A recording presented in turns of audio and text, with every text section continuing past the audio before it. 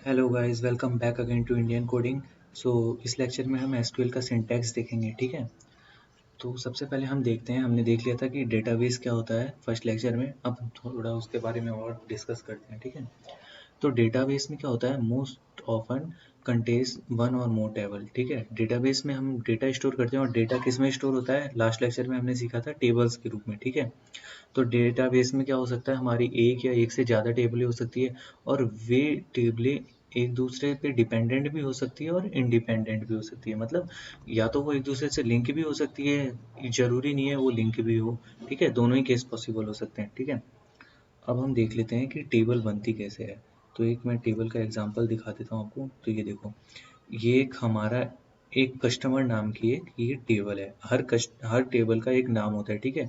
तो ये कस्टमर नाम की एक टेबल है। अब उसमें देखो, ये जो कॉलम है, ठीक है, ये ईच कॉलम, ये देखो, एक कॉलम है कस्टमर आईडी का, दूसरा कॉलम है कस्टमर नेम का, तीसरा कॉलम है कॉन्टैक्ट नेम का, फोर्थ कॉलम है एड्रेस का, फिफ्थ कॉलम है सिटी का, और ये जो रो है, ठीक है, ईच रो है एक एक डाटा की, ये देखो, सेपरेट सेपरेट डाटा की ईच रो है, ठीक है। तो इस फॉर्म में टेबल बनती है और ये कॉलम होती है सेपरेट सेपरेट, और ये क्या होती है, रो।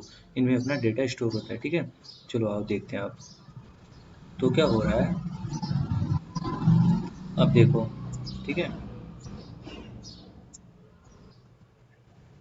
ये टेबल का अभी मैंने बता दिया आपकी। टेबल क्या करती है, हमारे रिकॉर्ड को रो और कॉलम के फॉर्म में स्टोर करती है, जिससे हम क्या करते हैं, उसको एफिशिएंट वे में स्टोर कर पाते हैं, जिससे हमें रिट्रीव करने में, मॉडिफाई करने में दिक्कत नहीं होती। अब हम देख लेते हैं इसका सिंटैक्स में क्या होता है, ठीक है। एसक्यूएल स्टेटमेंट, तो क्या होता है, हम जैसे मुझे डेटा मॉडिफाई करना है, तो मॉडिफाई करने के लिए मुझे उसको एक्सेस करना पड़ेगा, ठीक है। तो एक्सेस करने के लिए एक कमांड होती है कि एक्सेस मतलब जो भी मेरे को डेटा चाहिए टेबल से, तो उसको मुझे क्या करना है, सिलेक्ट करना होता है। अगर मुझे सारी ही चीज़ें एक्सेस करनी होती है तो उसके लिए एक कमांड होता है, ये select star from customers. Customer की जगह यहाँ क्या आता है, टेबल नेम, जो भी आप टेबल का नाम देंगे वहाँ आ जाएगा। और इसका ये सिंटैक्स होता है सिलेक्ट स्टार फ्रॉम कस्टमर। तो जो भी डेटा प्रिपेयर पड़ा हुआ होगा हमारे टेबल में वो सारा आ जाएगा। डोंट वरी, अभी हम टेबल बनाने में पहुंचे नहीं है, हम जैसे ही टेबल बनाना शुरू करेंगे वहाँ पे हम सारा एग्जीक्यूट करके देखेंगे, ठीक है। अब देखते हैं हम इसके बारे में कुछ important fact. SQL keywords are not case sensitive, ठीक है।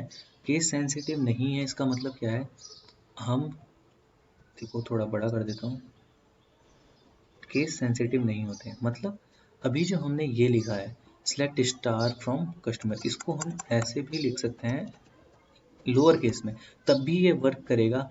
और अगर हम इसको अपर केस में लिखते हैं तब भी ये वर्क करेगा। मतलब इस पे केस का फर्क नहीं पड़ता, ये केस सेंसिटिव नहीं होती, चाहे आप लोअर केस में लिखें चाहे अपर केस में लिखें, ये वर्क करके देगा, ठीक है। बट हम रिकमेंडेड वे क्या होता है, अपर केस का, तो हम इस लेक्चर में अपर केस में ही करेंगे। अब semi colon after SQL statement, देखो ये रिक्वायर तो होता नहीं है, रिक्वायर सम डेटाबेस, कुछ डेटाबेसों में रिक्वायर्ड होता है। और ये क्या होता है, अच्छा माना जाता है कि अगर आपका एक स्टेटमेंट खत्म हो गया, जैसे अभी आपने ये स्टेटमेंट लिखा, ठीक है, सेलेक्ट स्टार फ्रॉम कस्टमर, ये वाला जो स्टेटमेंट था, इसके बाद में हमने देखो सेमी कॉलन लगाया है, ठीक है। तो ये रिकमेंडेड वे होता है कि अगर आपका एक स्टेटमेंट खत्म हो गया तो उसके बाद आप सेमी कॉलन लगाओ, ताकि हम उसको डिफर कर सकें दूसरे स्टेटमेंट से। अब हम देख लेते हैं कुछ पॉपुलर स्टेटमेंट्स कौन सी होती है जो हम यूज़ करते हैं। तो देखो, सेलेक्ट का यूज़ करते हैं हम extract data from database.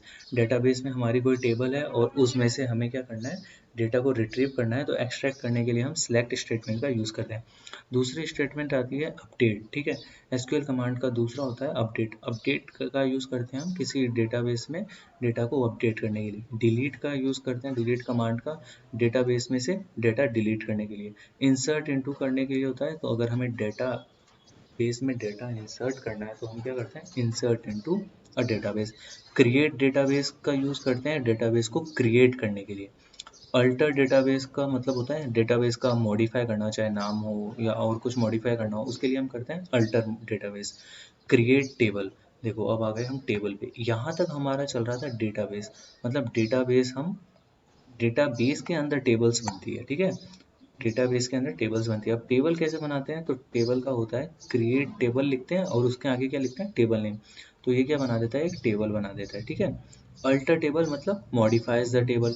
Drop table, delete करने के लिए हम ड्रॉप टेबल कीवर्ड का यूज करते हैं, ठीक है, कमांड का। क्रिएट इंडेक्स मतलब अगर हमें सर्च की बनानी होती है, क्रिएट इंडेक्स यूज करते हैं। और ड्रॉप इंडेक्स अगर हमें डिलीट करना हो इंडेक्स को, तो हम डिलीट इंडेक्स यूज करते हैं। So I hope guys you got all the point I have covered in this lecture. If you still have any query, then please put your doubt in the Q&A section. Thank you.